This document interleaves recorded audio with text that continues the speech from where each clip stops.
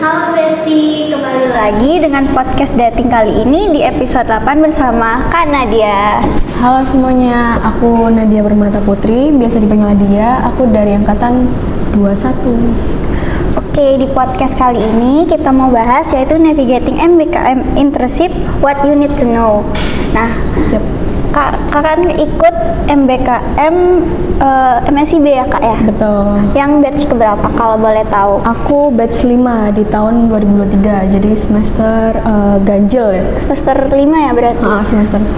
Semester 5. Itu di mana Kakak keterimanya? Aku dulu keterima di Kejayaan Factory PT Nestle Indonesia. Itu di mana tempatnya? Di Pasuruan. Oh. Oke, jadi aku punya beberapa pertanyaan tentang MBKM buat Kak Nadia. Oke. Nah, aku mulai yang dari pertama, boleh nggak Kak dijelasin program MBKM itu gimana dan bedanya sama kayak magang biasa itu apa? Oh iya, untuk MBKM sendiri, singkatan dari MBKM itu kan Magang Merdeka, Kampus Merdeka kan. Nah, untuk MBKM itu program di mana pemerintah itu menyediakan sarana untuk mahasiswa belajar di luar kampus. Nah, program dari MBKM itu ada banyak sebenarnya, bukan cuma magang aja. Ada magang, ada studi independen, ada kewirausahaan, ada ISMA juga, dan lain-lain. Nah, bedanya dengan magang biasa apa? Dia itu udah terstruktur dan udah terintegrasi dengan universitas. Jadi disesuaikan dengan kurikulum universitas, jadi dia bisa dikonversi. Nah gitu.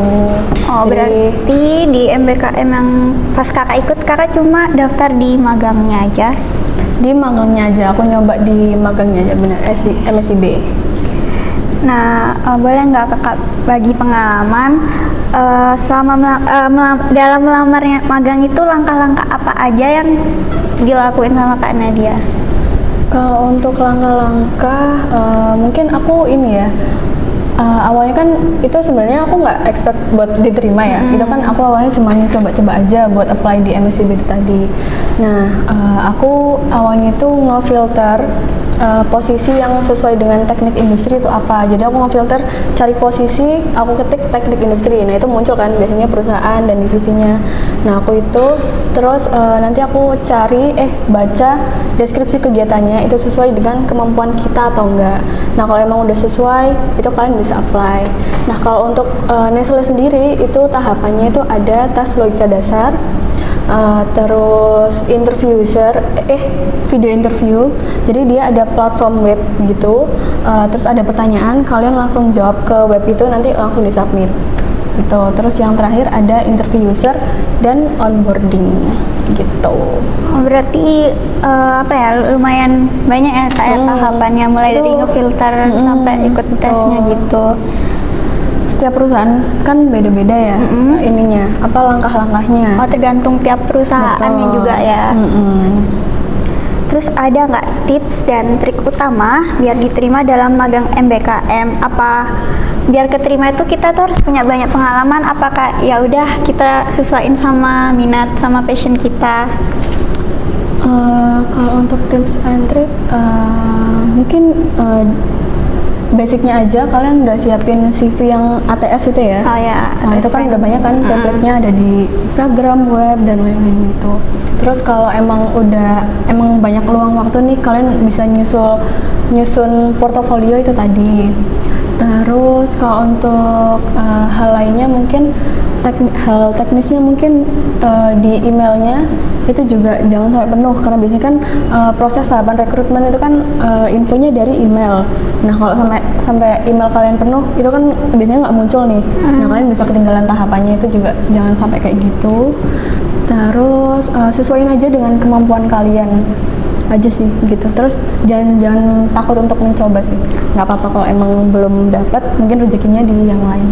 Berarti tipsnya itu nyiapin CV yang ATS friendly, terus portofolio, terus juga selalu ngecek email biar nggak ketumpuk gitu ya Kak ya, biar kita tuh nggak ngelihat kayak batasnya itu sampai kapan. Terus ya yang terakhir juga harus sesuai sama minat kita dan passion kita, dan harus yakin ya Kak ya. Harus yakin.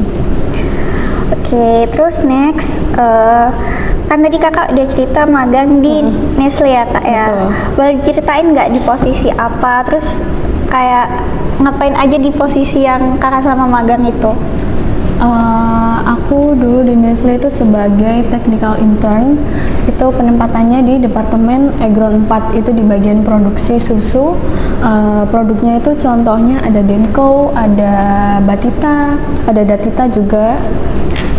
Terus kalau untuk project-projectnya mungkin ada beberapa, cuman ini yang main projectku itu ada workload analysis, yaitu analisis beban kerja perusahaan.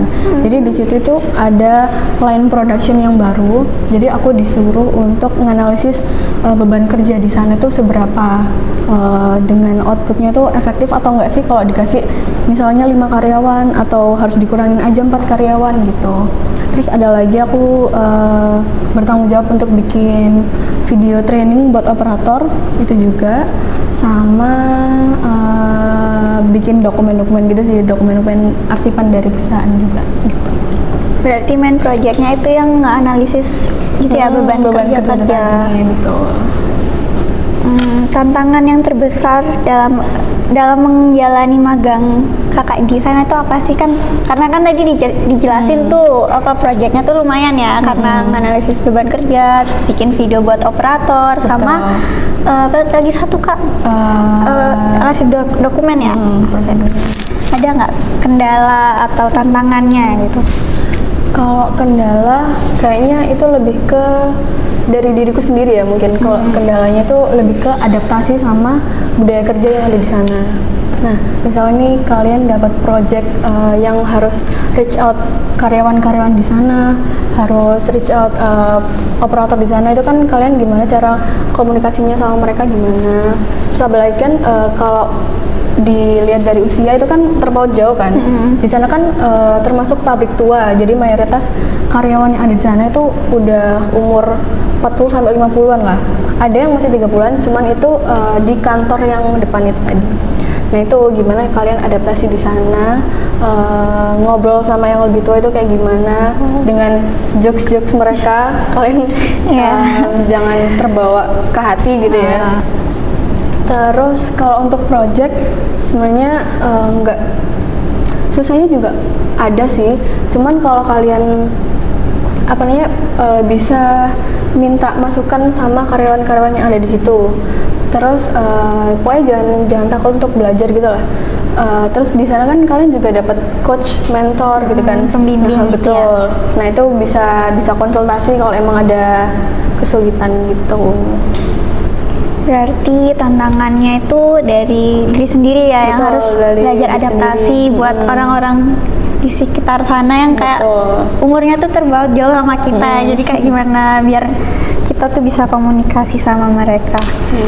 Terus tadi kan kakak bilang kalau itu dari internal kan ya. Betul. Kalau dari eksternalnya ada nggak kak kira-kira? Kalau dari eksternal tuh apa ya?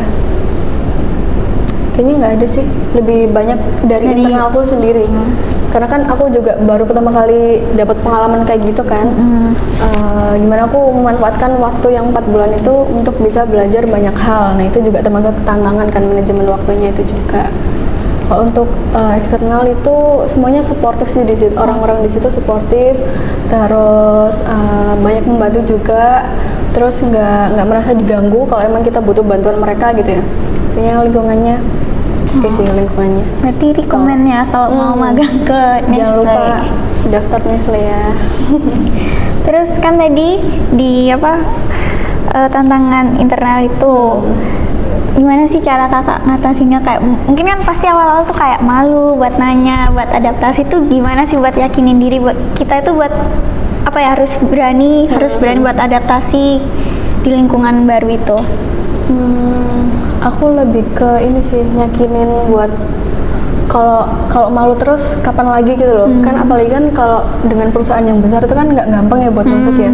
Nah, kesempatannya cuma sekali. Kalau emang buat malu-maluan terus ya nggak dapat pengalaman gitu dong. Nah, terus apalagi ya, udah sih kayaknya itu aja.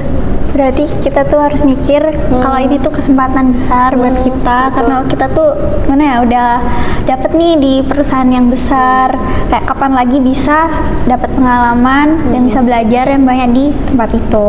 Betul. Terus benefit utama yang kakak dapat, kan tadi kan tantangan nih. Nah, benefit utamanya apa aja selama di PT Nestle itu? Kalau benefit, tentunya kamu dapat pengalaman praktis kerja. Terus kayak uang saku juga kalian kan juga dapat ya. Itu. Terus apalagi bisa belajar budaya kerja di perusahaan. Jadi untuk persiapan juga, persiapan karir sebelum kalian lulus nanti.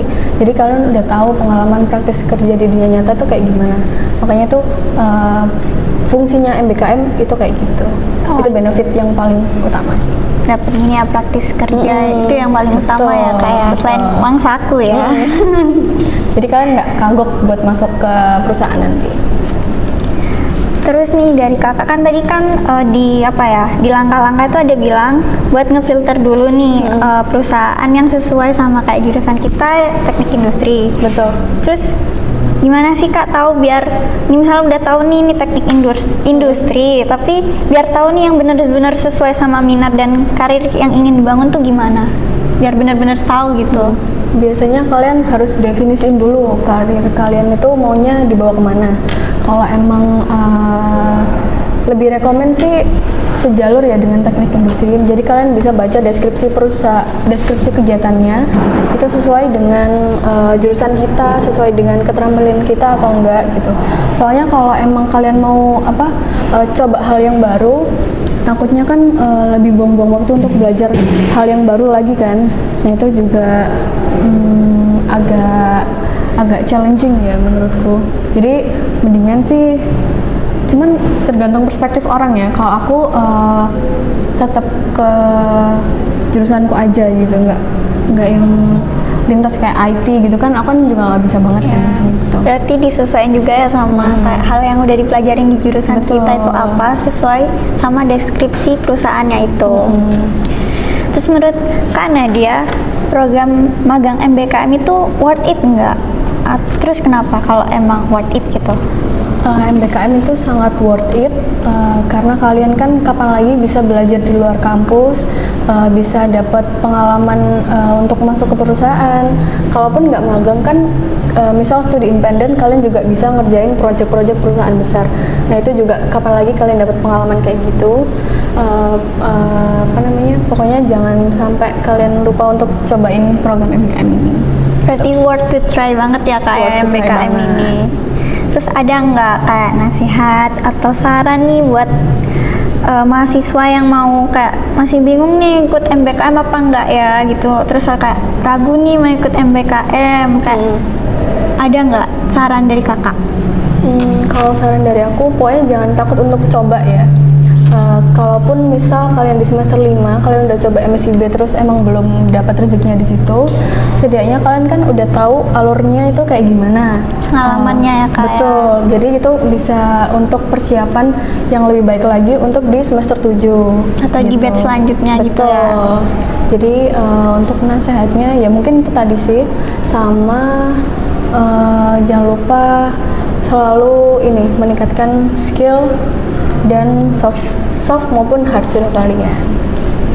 Terus ada nggak, kan tadi kan kata kakak buat meningkatin semua soft skill sama hard skill kita. Terus jangan ragu buat nyoba, karena kalaupun misalkan nggak lolos nih, kita tuh udah tahu nih pengalaman cara daftar MBKM tuh gimana, jadi bisa dicoba di next selanjutnya, jadi bisa benar-benar nyiapin diri. Ada nggak hal-hal yang perlu dihindari gitu loh kak? Misalkan pertama kali nyoba gitu, terus hal apa aja sih yang harus dihindarin gitu buat kalau mau daftar MBKM? Kalau hal yang harus dihindari, mungkin ini ya kan ada perusahaan yang dilarang untuk apply di satu perusahaan, apply di banyak divisi. Mungkin itu kalian diminimalisir aja, atau mungkin bisa apply maksimal 2 divisi gitu, karena emang ada yang nggak bisa kayak gitu, ada yang bisa, tergantung perusahaannya. Terus udah sih itu aja. Oh, berarti itu ya, kita harus lihat perusahaan ketentuan dari perusahaan itu gimana, diikutin sistemnya. Dia itu boleh daftar di semua divisi atau enggak, apakah harus satu divisi aja. Tuh.